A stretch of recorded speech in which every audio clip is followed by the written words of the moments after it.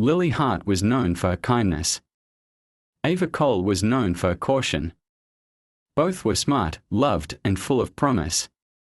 And both were found dead in quiet woods, their arms folded peacefully, a single paper flower by their side. What connected them wasn't just how they died, but who was waiting for them when they thought they were saving someone else. On the morning of October 14th, the small, peaceful town of Fairview was shaken by a discovery that no one could have imagined. A man walking his dog through the woods behind a quiet residential neighborhood noticed something unusual near a cluster of trees. At first glance, he thought it was a mannequin or perhaps discarded clothing. But as he approached, his heart sank. Lying on the damp earth, barely covered by fallen leaves, was the lifeless body of a young woman. Her eyes were gently closed, her arms folded across her chest, and next to her lay a delicate paper flower. The image was eerie, calm, almost staged. It didn't look like the scene of a violent crime, and yet everything about it felt deeply wrong. The victim was quickly identified as 19-year-old Lily Hart, a bright and caring college student who lived just a few blocks away. Lily was known for her kindness and warmth. She worked at a local bakery and spent her weekends volunteering at the town's animal shelter. She had a gentle way with people and an even gentler way with animals. Everyone who knew her described her as compassionate and driven, someone who lit up every room she walked into. Her sudden death sent shockwaves through the community. People couldn't understand how something so tragic could happen to someone so loved. Police arrived at the scene and were immediately struck by the unusual presentation of Lily's body. There were no visible injuries, no signs of a struggle. Her clothes were undisturbed, her bag was found nearby with her wallet and keys still inside. The only thing missing was her phone. The paper flower beside her hand was the only out-of-place item, and no one could figure out its meaning. It didn't seem like a random detail. It felt intentional. At first, authorities considered the possibility of an overdose or even suicide. But there were no drugs or alcohol found at the scene or in her system, and the way her body was positioned didn't align with either theory. The coroner ruled out suicide after a full examination, citing the absence of any injuries, toxins, or natural cause of death. What confused investigators most was the time of death. Lily had last been seen by her parents around 10 p.m. the night before, when she told them she was heading to bed early. Her estimated time of death, however, was closer to 3 a.m. That left a 5-hour gap that couldn't be explained. Fairview wasn't used to tragedy.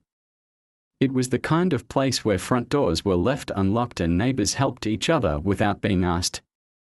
But now, fear crept into its streets. Rumors began to spread. Was there a killer among them? Had Lily trusted the wrong person? Her friends and family were left devastated, searching for answers. The image of the paper flower haunted them all. No one could make sense of why Lily had died, or who would want to harm her. It was a mystery that left the town in mourning and in fear. And it was only the beginning. Investigators turned their attention to Lily's digital life, hoping her phone or online activity might offer clues. But with her phone missing, they had to rely on backups from her laptop and sync data from the cloud. Her social media accounts showed nothing unusual, no signs of distress, no strange comments, no cryptic posts. Everything appeared normal. Her recent search history was typical for a college student: university applications, baking recipes, animal care tips. At first glance, there was no hint of anything dangerous. However, when forensic analysts began recovering deleted files, they uncovered something far more concerning. Hidden among her deleted messages was a long thread of texts from an unknown number. The conversation stretched back over 3 weeks. The sender claimed to be a teenage girl named Cami, who was struggling with anxiety, depression, and a troubled home life. The messages began innocently enough. Cami said she found Lily through a mental health support forum and had been drawn to her kindness. She said she needed someone to talk to, someone who understood. Lily responded with, Warmth and compassion, the same way she did with everyone in real life. She offered advice, encouragement, and comfort. She assured Cami she wasn't alone, that she could get through her struggles. Over the following days, the messages grew more intense. Cami described emotional abuse, panic attacks, and feeling like she had no reason to keep living. Lily checked in regularly, trying to keep her spirits up. She even offered to help her find resources or talk to a counselor. Then came a turning point. Cami said she didn't trust anyone else and begged Lily to meet her in person, just once. Just to talk. She promised it would be safe and quick. Lily hesitated at first, based on the tone of her responses, but eventually she agreed. She seemed unsure, but concerned. The final message from Cami read, "Let's meet tonight. I can't do this alone anymore. Please don't leave me." That message was sent at 9:43 p.m. the night Lily disappeared. The number used by Cami was traced to a prepaid burner phone purchased in cash at a gas station 60 miles away. The store's surveillance footage was retrieved, but the footage was grainy and offered no clear identification. The buyer wore a hoodie, and their face was angled away from the camera. Investigators were at a dead end. What troubled detectives most was how carefully the trap had been laid. The messages had been calculated, gradual, emotionally manipulative. Whoever Cami was, they knew how to entrust, how to imitate vulnerability. It was no coincidence. It was grooming, carried out with precision and patience. This discovery changed the direction of the investigation completely. Lily had not met a friend, she had been lowered. Someone out there had pretended to be in pain, just to get close to her. And it worked. Her kindness had become a target. The question now wasn't just who Cami was, but how many others they had tried to reach. 5 months had passed since Lily Hart's death, and the case had grown cold. Despite the disturbing discovery of the messages from the fake Cami account and the clear signs of manipulation, investigators had made no arrests. No new leads emerged. The burner phone remained untraceable, and the identity behind the messages remained a mystery. In Fairview, time moved on, but fear lingered. Parents warned their children about talking to strangers online. Schools held assemblies about internet safety. But beneath the surface, there was a quiet sense that justice had slipped away. Then, in the neighboring town of Willow Creek, tragedy struck again. 17-year-old Ava Cole was reported missing after telling her mother she was going to meet a friend at a coffee shop. She never showed up. Her phone went straight to voicemail. Her last known location, based on phone data, was a small wooded park near the outskirts of town. Search teams were deployed within hours. 3 days later, Ava's body was found in a clearing, hidden beneath fallen branches. The scene was heartbreakingly familiar. Her arms were gently crossed over her chest. A small, carefully folded paper flower was placed beside her. Her phone was missing. Her belongings were untouched. Just like Lily, there were no visible injuries, no signs of sexual assault, and no clues at first glance. It was as if the same person had recreated the crime exactly, down to the smallest detail. This time, however, there was one difference. Forensics found a single strand of hair on Ava's jacket that didn't belong to her. It was long, dark, and slightly curled. DNA testing revealed a partial familial match to someone in the system, a man named Evan Blair. Evan had no known connection to Ava or Lily, but his name raised immediate concerns. A decade earlier, he had worked as a paramedic in another county, but had been forced to resign after being accused of inappropriate behavior toward a patient. Charges had been dropped due to lack of evidence, but he'd never worked in medicine again. Since then, he had lived a reclusive life in a remote cabin on the outskirts of Willow Creek. No job, no social media, no close family. Police were cautious. There wasn't enough to arrest him outright, but the DNA was enough to raise suspicions. A surveillance team was quietly placed outside his property. He rarely left. When he did, he wore gloves. He never spoke to neighbors. He paid for everything in cash. Investigators obtained a warrant to search the cabin. Everyone hoped for answers. What they found went far beyond what anyone had imagined. The eerie similarities between Lily and Ava's deaths were no longer coincidence. They were connected. The same twisted signature, the same pattern of deception. And now, for the first time, there was a name, a face tied to the darkness that had haunted two towns. The story wasn't over. It was only now beginning to unravel. The cabin sat deep in the woods, far from neighbors or busy roads.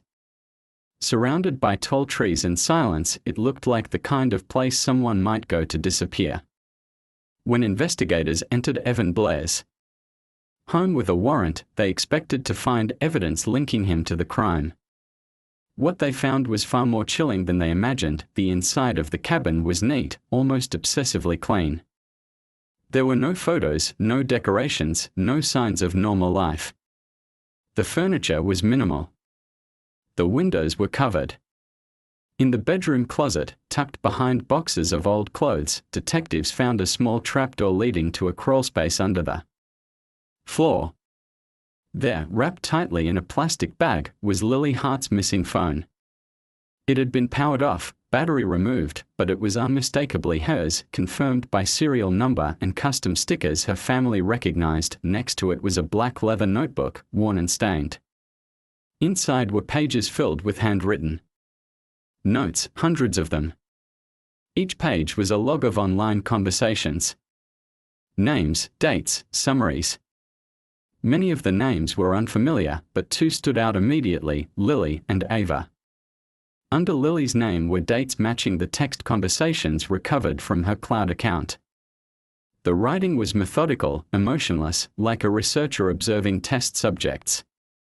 He had documented how long it took to gain trust, what kind of messages worked best, and which emotional triggers made victims respond faster. It was disturbing in its detail. There were sketches too, dozens of them. Each one was a paper flower. Some were labeled with names. Lily had a flower with 6 pointed petals. Ava had 5. Another name, Chloe, had a flower drawn beside it as well. Investigators couldn't yet identify that third name, but it raised the terrifying possibility that there may be more victims, perhaps ones who had never been found. Police also recovered an old desktop computer hidden beneath a false panel in a cabinet. The hard drive, once accessed, revealed forums and chat rooms where Evan had posed as various identities. Most disturbing was the Cami account, which had been used to message Lily. But that was only one. There were others: Hope, Jess, Kira, each one used to reach out to different girls. All were teenage personas. All were designed to appear vulnerable, anxious, and desperate for help. The pattern became clear. Evan didn't use force. He used sympathy. He studied empathy like a weapon, turning it into a trap. He knew people like Lily and Ava couldn't turn away from someone in pain. He made himself into someone they'd want to save, and then used that trust to isolate and lure them. With Lily's phone, the notebook, and the online identities, investigators finally had enough to charge him. Evan Blair was arrested at the cabin without resistance. He said nothing. Not a word, but even in silence, the evidence spoke loudly. The trail of manipulation, deception, and control led straight to him. What had once seemed like a tragic, isolated loss was now something far darker, a calculated plan carried out by someone who understood how to hide behind a mask of helplessness, and he had almost gotten away with it. The courtroom was silent as Evan Blair was led in, his hands cuffed, his expression flat and unreadable. Families of the victims filled the seats, clutching tissues and photographs. News crews waited outside, reporting every detail to a nation now watching closely. The case had become a symbol of modern-day danger, how a predator could hide behind a screen, using kindness as bait. The prosecution laid out the evidence piece by piece. Lily Hart's phone, recovered from the crawlspace beneath Evan's cabin. held proof of the messages sent from the fake Cami persona. The notebook, filled with logs of conversations and tactics, read like a manual for manipulation. The digital forensics team showed the jury how Evan had created fake identities on forums and support groups, all targeting teenage girls with the same pattern: build trust, fake emotional pain, request a meeting, and then erase the trail. Ava Cole's DNA evidence, found on her clothing, connected him further. There were no alternate theories. No other suspects. The case was airtight. Evan Blair's defense was weak and brief. They attempted to argue mental instability and social isolation, painting him as a man who lost touch with reality and created false connections out of loneliness.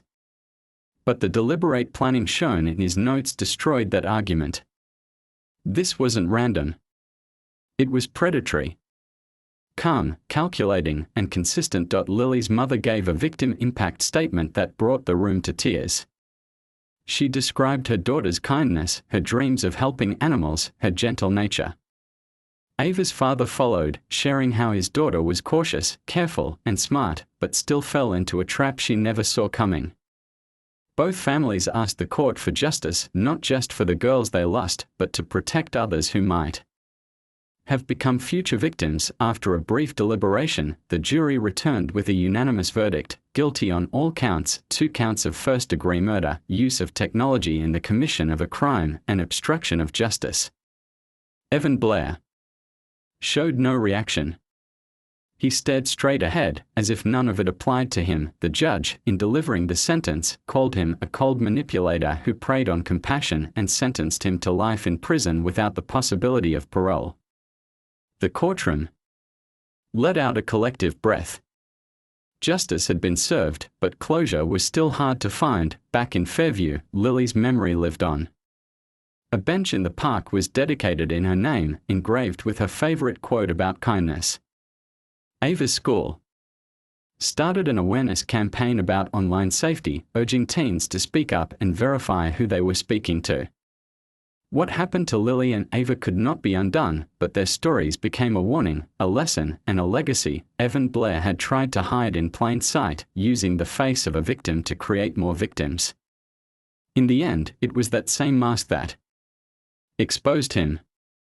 He had underestimated the power of truth and the strength of a community that refused to forget. Justice arrived too late to save them, but not too late to stop him.